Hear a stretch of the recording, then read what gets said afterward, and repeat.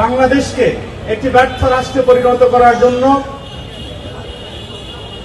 ইতিহাসের পরাজিত শক্তি আজকে সুপরিকল্পিতভাবে এই পরিস্থিতি তৈরি করছে বলে আমরা মনে করি। যারা কিনা 5ই আগস্টের পরে বাংলাদেশে তাদের বক্তব্যের মাধ্যমে সবচেয়ে বেশি ফ্যাকনা ছড়িয়েছে। লোকগান পালাগানের আসর বসে এবং আমাদের লোকজ শিল্পীরা আমাদের প্রাত্যহিক জীবনের সুখ দুঃখ, আনন্দ বেদনা, সামাজিক বিভিন্ন অবক্ষয়, সুফিবাদ, ভাব দর্শন, বিভিন্ন বিষয়ে গানের মাধ্যমে বাণী প্রচার করে থাকেন। এই বাংলাদেশ হাসন লালন রাধারমণের বাংলাদেশ, যেমন পীর অলি আউলিয়ার বাংলাদেশ, ঠিক তেমনি এখানে অজস্র মরমী সাধক এই বাংলার মাটিতে জন্মগ্রহণ করেছেন। তো সাম্প্রতিক সময়ে আমরা দেখেছি যে বাংলাদেশে একটি পরিকল্পিতভাবে অস্থিরতা তৈরি করার জন্য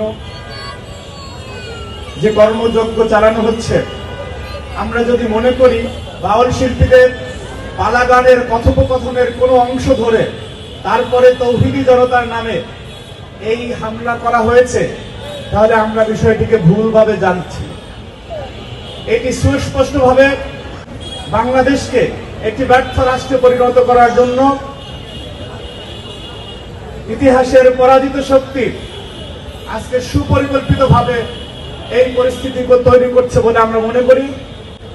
কারণ বাউল হোক অথবা অন্য কোনো পেশার হোক, সাংবাদিক হোক, বুদ্ধিজীবী হোক, বিশ্ববিদ্যালয়ের শিক্ষক হোক, ব্যক্তিগতভাবে বক্তব্যে কথোপকথনে যে কারো ভুল হতে পারে, সেই ভুলের জন্য তাকে প্রায়শ্চিত্ত করতে হবে, অপরাধ করলে তার শাস্তি হবে।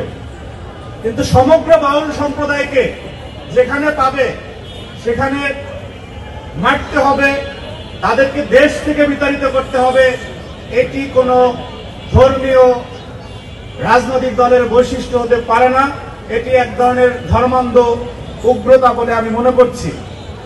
সুতরাং যেই বাংলাদেশে আবহমান কাল ধরে লোকজ সংস্কৃতি চলেছিল, আমরা দৃঢ়ভাবে বিশ্বাস করতে চাই যারা একটি বিশেষ পরিস্থিতি তৈরি করে বাংলাদেশকে গণতান্ত্রিক মহাযাত্রায় উত্তরণের পথকে বাধাগ্রস্ত করতে চায়, তারা এই জঘন্য কর্মকাণ্ডের সাথে জড়িত।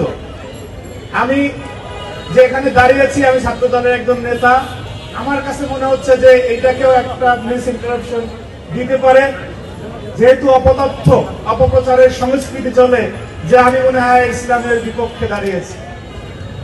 আমি মুসলমানের সন্তান, বাউল জারি সারি যারা গায় তাদেরও প্রত্যেকেরই ধর্ম আছে, কিন্তু কোন ধর্মে কাউকে এই ধরনের লাইসেন্স দেওয়া হয় না যে আপনি ইচ্ছা মতো কাউকে পেটাবেন, সমাজ থেকে বিতাড়িত করবেন।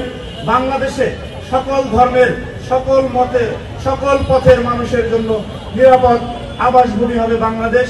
সেই লক্ষ্যেই সাম্য, মানবিক মর্যাদা এবং সামাজিক সুবিচারে বাংলাদেশ প্রতিষ্ঠায় এদেশে মুক্তিযুদ্ধ হয়েছিল এবং তারই ধারাবাহিকতায় 24 এদেশে গণঅভ্যুত্থান সংঘটিত হয়েছে।